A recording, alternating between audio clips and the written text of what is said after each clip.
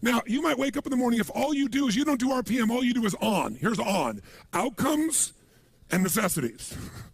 You know your outcome and what's necessary to get it done? That's a shortcut. It's not as emotionally rich, though, by the way, when you leave out the purpose. You get the idea? It takes longer to think through and write out the purpose, but there's a different state you're in, as you just said, ma'am, when you're connected to the why. In fact, it'll change your to-do list. It'll change your map. It'll change what's necessary. That's why it takes a little more time to do initially, but after a while it won't. It'll just be in you. What's my outcome? What's my outcome? Okay, let's get crystal clear on the outcome. Okay, now that I got that, now, why? And you'll get good at the why. A couple key words. You'll start to know the words that always fire you up. And we're going to look at that in a moment, by the way. Because words change emotion. And change the emotion, you change what people actually do. Not what they write down they're going to do, what they actually do. You change the quality of how they do it. Because it changes their state. Make sense? So if you're going to master RPM, and you're not going to do that today, but if you want to, let me just kind of give you the overview. There's 7 principles of power. Just capture them if you want. First one, we're going to come back to right now, but I'll start with it at the top. Believe it or not, above anything else is the power of language. Why is language so important in managing your life, your emotions, your results? Because we don't experience life. We experience the way we repackage life the minute we label it. See, if you have an experience and in your body, your nervous system is feeling this sense of discomfort, then think of it this way. There's these uncomfortable feelings coming through you. Think of it like a funnel. And all this noise, environmental stimulus is coming through you. And then you have certain words you use very often, 2 or 3 that you use. Kind of like you're taking all this juice in and you're going to have these cookie cutters. And the words you use most often are pissed off, frustrated, and annoyed. You're going to get a very different experience than if the person has the habit of being enraged, right, crazy, want to kill someone. Or someone else who goes, you know, that peeves me. They take that same stuff and goes, peeves me. Someone else goes, I want to kill someone. It has nothing to do with the actual experience. It's the words. I'll give you an example. Anybody here know who Ken Blanchard is? Wrote the 1 Minute Manager? So Ken's a dear friend of mine. I've known Ken for, 30 years. And if you haven't ever heard Ken speak, he's the real thing. He's such a sweet soul. And he takes complex things and makes them really simple. Ken is one of those universally happy guys. And one of the reasons he's happy is his language patterns. See, we all have habitual language patterns. We filter the word and we put the label of what it is on it. And the minute you label an experience, the experience becomes that in your body. So some people will say, well, if I said to you, you're mistaken about that, John. How do you feel if somebody says you're mistaken? What if I say, John, you're wrong? Who feels a little different now? What if I say, John, you're lying? Who here will get into real intense experiences if somebody says you're lying, right? Because your integrity's there. Now, all you have to change one word and we can change your biochemistry, right? Well, we use words all the time with our experience just because it's the habit of what we use most often. My mother's passed away, bless her soul, but when she was alive, I told this story. She used to always be humiliated by everything. She'd call my house back the days before email, and I was, traveling like crazy, and there was a answering machine, the old style answering machine, and she'd leave a message. I'm humiliated that I have to leave a message for my son. What is he, President of the United States or something? And in the beginning, I got hooked, but then I noticed my mom was humiliated by everything. She's humiliated by the drugstore clerk. Because anytime she was uncomfortable, she called it humiliated. The one day I explained to her what humiliated was, and we had this interesting conversation. And I got to see there were many other choices besides humiliated. You could be pissed off, frustrated, ignored, loved. But we get in the habits of attaching things. So Ken Blanchard, the reason I bring him up, Ken and I are good friends, and we were talking one time about how words affect people. And he goes, Tony, he said, I have this attitude of life. The worst, the worst a day could be is a great day for me. He said, if you're going to go golf, or you're going to go fish, you can't get back from golfing pissed off. Because the worst the day golfing is going to be is a great day.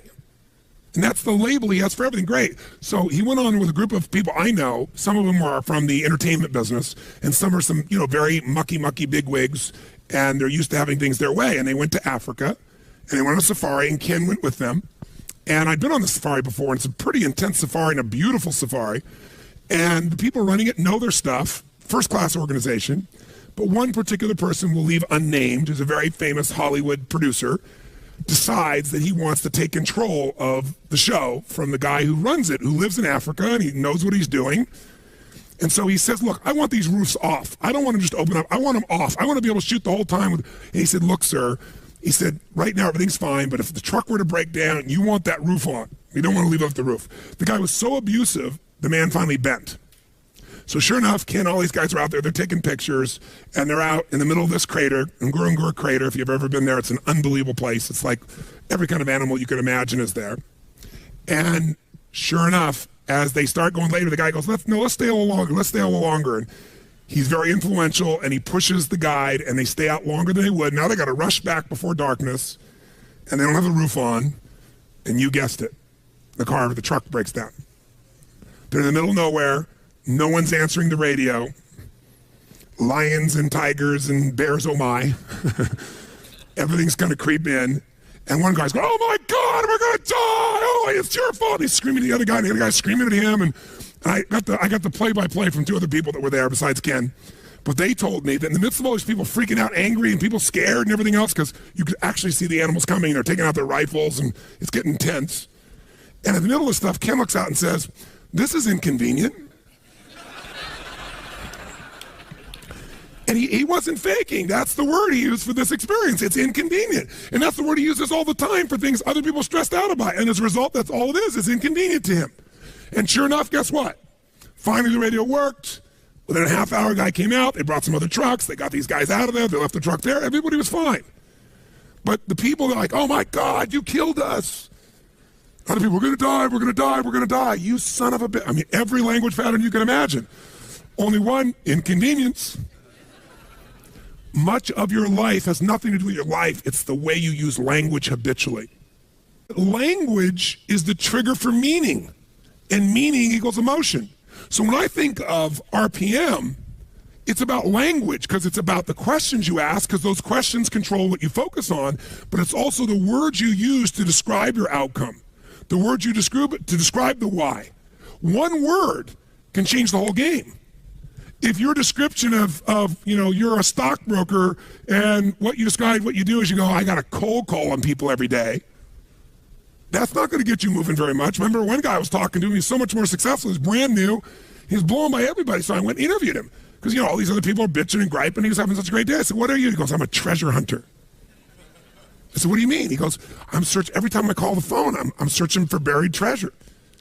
You see, you don't get treasure every time, but when you get it, there's going to be, if you keep digging, there's going to be a treasure. And sure enough, you get one client that would do more business for him than all the other guys got. But the difference was when he called people on the phone, he's searching for treasure. Does that change the state? Does that change the quality of his voice? Will that actually change the result he's likely to get with a stranger? Yes or no? So ladies, you've got a ring that this man's about to give you, he gives you, and somebody else sees it and they say, well, that's kind of nice. Versus that's magnificence. Versus what a rock. Would it change how you feel? Yes or no? A little or completely? I say to you, you come to me and say, Tony, I'm single. You meet thousands of people. I'm your friend. Help me out. Set me up, man. And so I say to you, okay, I know this really nice girl. This really nice guy. You got a state about it, don't you? What if I say, I know this woman, I know this man, I know this woman who is delicious. I didn't even say anything that makes any sense, but how many are in a different state already, right? It's like if I said during the break, we're going to have some really nutritious snacks. Yay. Even people that are health-oriented are like, yay. But if I say it's delicious, does it change completely how you feel about it? Yes or no? You have to know every moment of your life. This is not about planning. It's about creating. Think about planning as creating. Whenever I think about planning, I'm creating something. And you create things with both your vision and your language, and then your action. But your vision and your language will shape how you feel, which will shape what you do or don't do. So this is the part that takes more time in the beginning, takes longer, but it's so much faster because once you know the patterns of what move you, you just use that and boom, it's like knowing the light switch to turn yourself on and rock and roll. And anybody who's the best in the world at what they do, they know how to turn themselves on every time. They know their triggers. That's what RPM is really about too. So this is not some frickin' time management program. Like, because every system, I don't care, and obviously Mr. Covey is a dear friend of mine, senior and junior, right? This is not Franklin Covey. This is not a little planning system. This is not pulling out your BlackBerry. This is not using things or whatever tool you use. This is a system of thinking and feeling and producing massive results that you want to take to whatever system you go to, and ideally maybe have a system that is set up this way. But even if you don't, you can do it with just the thinking process. So I want you to start with this first principle of power, this principle of language, which you might think of as the principle of passion. That's really what it is. The power of language is it produces passion. And by the way, passion is the genesis of genius. It's a great quote by a brilliant man, Tony Robbins. No, I thought that sometime. I thought that's really true. I wrote it down. It's like passion is the genesis. You see some genius in anybody, it's because they're passionate. That's where genius flows. And passion is because it's about something more than yourself. It's about something larger. Now, let's do this for a moment. Let's have you write now, anywhere you want in your notes. I'm going to give you 1 minute, and I want you to write as fast as you can words that would increase your emotional intensity.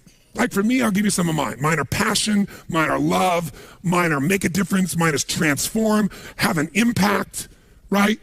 Have fun. There's certain key words. There are roles in my life. You know, father of the clan, you know, mentor, leader, friend. Certain mentor, there's certain language patterns. When I think about myself as that person, I do things differently from that place, right? So I want you to just write down any words at all for 60 seconds. Just write down real fast. What are some words or phrases that would excite you or juice up your life if they were being used regularly, that'll move you emotionally? Choose words that you're associated to, either in a context like your health or your business or just overall words. Just write words that would move you. If you write a word and doesn't move you so much, cross it out and write a different word that moves you more.